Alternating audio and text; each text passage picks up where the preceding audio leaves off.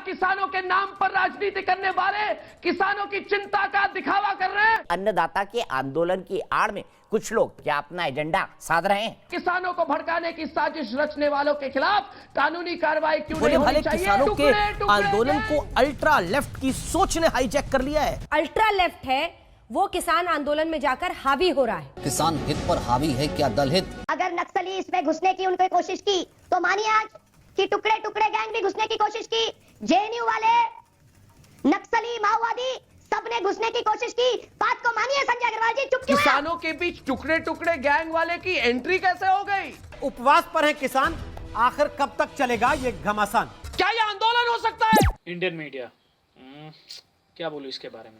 और दूसरी सरकार और कुछ अंधे लोग, इनको हर एक मुद्दे में कोई अलग मुद्दा मिल ही जाता है। अब आप सुशांत सिंह केस को ही ले लो, पहले ये सुसाइड का मामला था, उसके बाद फिर मर्डर कहा गया, उसके बाद बॉलीवुड का एंगल नज़र आया, फिर रिया, काला जादू, विष कन्या और न जाने क्या क्या चीज़ें को जोड़ा गया इसमें मीडिया और अंधे लोगों के द्वारा।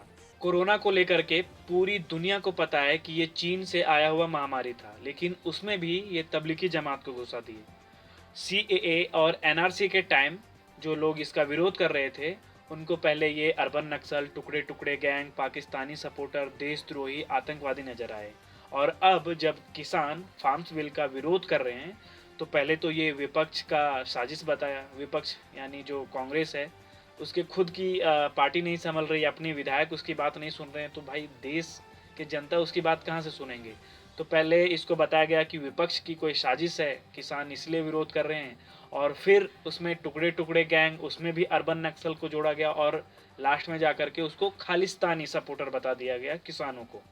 मैं मान सकता हूँ कि कुछ जगहों पे, खास करके अमेरिका, कनाडा या फिर ब्रिटेन जैसे जगहों पे, कुछ लोग खालिस्तान के सपोर्टर रहे होंगे जो किसान बिल का, फार्म बिल का भी विरोध कर रहे होंगे, लेकिन सारे किसान को खालिस्तानी सपोर्टर, आतंकवादी बता देना, ये मतलब अलग लेवल की पागलपना है और अलग लेवल की अंधापना है। अब पागलपंती की हद आप ये देख लो कि कुछ जो टीवी चैनल्स हैं वो अभी एक सर्वे निकाले जिसमें ज़्यादातर किसानों को खुश दिखाया गया है कि फार्म्स बिल से सारे किसान, जो लगभग 60% से ज़्यादा किसान है देश के, वो खुश है। खास करके पंजाब, हरियाणा, यूपी, यहाँ के भी सर्वे जो हैं वो 60% से ज़्यादा किसान को खुश दिखाया गया है। तो फिर ये जो प्रोटेस्ट कर रहे हैं किसान, वो कहाँ से हैं?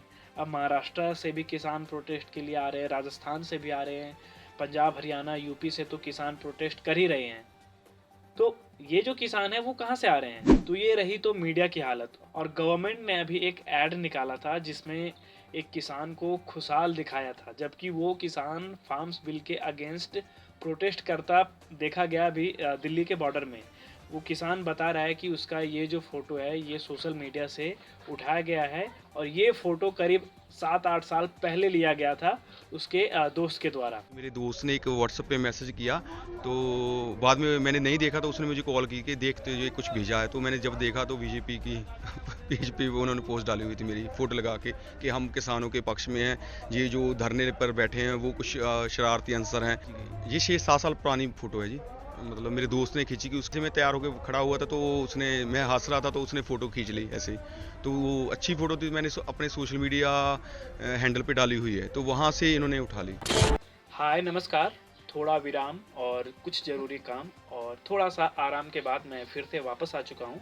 और आते ही एक गुजारिश है आपसे कि अगर आपको मेरा काम पसंद आता है तो वीडियो को पूरा देखने के बाद लोगों के साथ, अपने साथी दोस्तों के साथ शेयर ज़रूर करें, और चैनल को सब्सक्राइब करें और लोगों को चैनल के बारे में ज़रूर बताएं, ताकि ज़्यादा से ज़्यादा वीडियोज़ फैले और मुझे भी ऐसे ही वीडियोज़ बनाने के लिए एप्रिसिएशन मिलता रहे। तो सितंबर से शुरू हुआ किसानों का विरोध पहले कुछ राज्यों में था, जो अब देश की राजधानी दिल्ली तक पहुंच चुका है। दिल्ली में विरोध करते हुए करीब 1 महीने हो चुके हैं, और किसानों का शुरू से यही मांग रहा है कि ये जो नए फार्म्स बिल लाए गए हैं उनको जल्द से जल्द हटाया जाए, या फिर MSP को लेकर के कोई खास या अलग से कानून बनाया जाए।